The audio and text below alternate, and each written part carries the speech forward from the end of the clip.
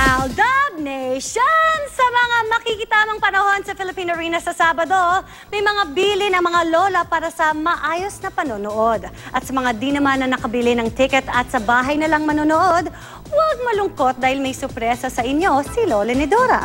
Makishika kay Nelson Canlas. Iba na naman itong mga naka-folder mo at nakakadena pa.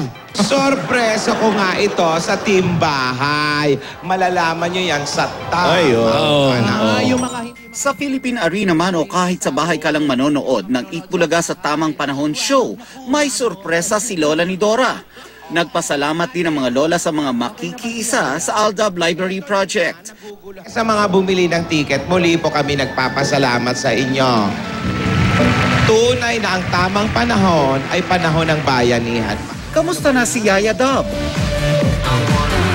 Si Lola ipinaliwanag kung bakit umiyak si Yaya nang makausap niya sa telepono kahapon. Siguro nalungkot lang si Yaya sa pag-alis ng kanyang lola. Sa isang araw na di nila pagkikita ni Alden, na-realize daw ni Yaya na nakakamiss pala si Pambansang Bay.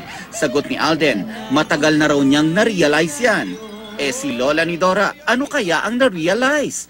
Kapag nakikita ko tong dalawa, na-realize ko, kinikilig din pala.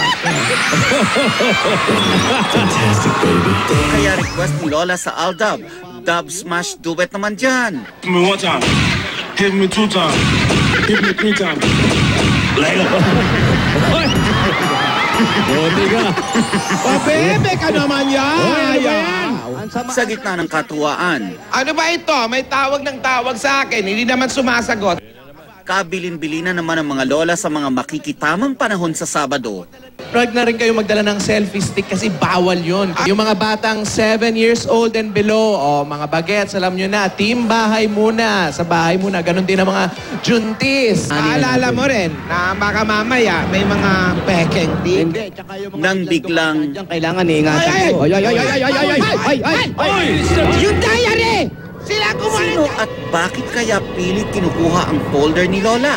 Tutok pa more Aldab Nation. Nelson Canlas updated sa Showbiz Happenings.